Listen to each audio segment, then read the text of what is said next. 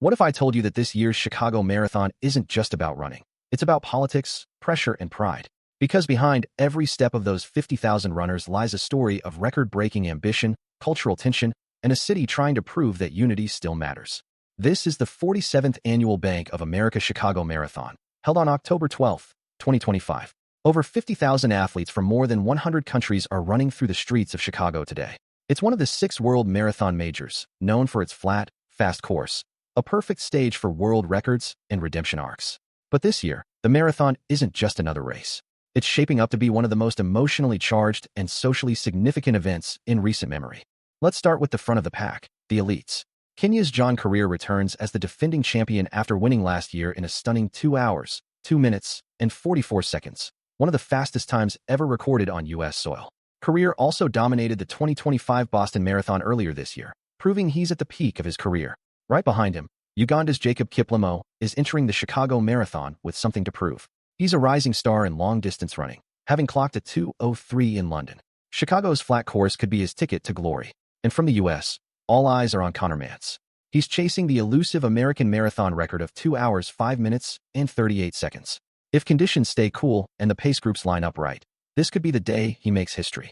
On the women's side, Ethiopian runner Megurta Alamu leads a field wide open for a new champion. Reigning world record holder Ruth Chepngetic, who set the Chicago course record in 2024, isn't running this year, giving others a rare shot at the crown. In the wheelchair division, Swiss powerhouse Marcel Hug is aiming to continue his dominance, while Catherine Debrunner looks to defend her own streak of wins in the women's category. But outside the race, there's tension in the air.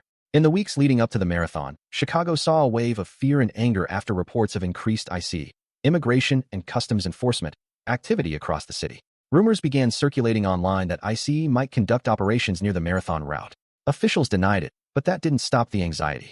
For many immigrant communities, especially in Latino neighborhoods like Pilsen, where the race passes through, the event is more than a sporting moment.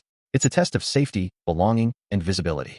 Chicago's mayor, Brandon Johnson, publicly encouraged residents not to be intimidated, calling the marathon a symbol of unity. Activist groups also stepped in, reminding residents of their legal rights and urging them to show up, not in fear, but in pride. This mix of global athleticism and local politics makes the 2025 Chicago Marathon unlike any other. It's not just about who crosses the line first. It's about who gets to run without fear and who gets to cheer without worry. Here's what the day looks like. The men's wheelchair race kicked off at 7:20 a.m. Central Time, followed by the women's wheelchair and hand cycles. Runners began in waves at 7:30, 8 o'clock, and 8:35 a.m.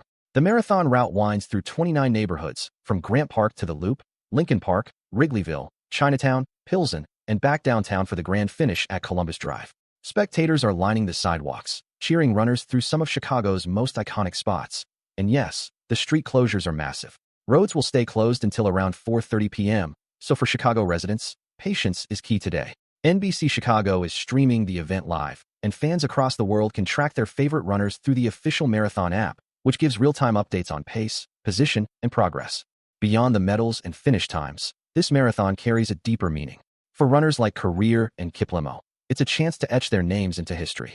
For Mantz, it's about proving that an American can still compete among the best in the world.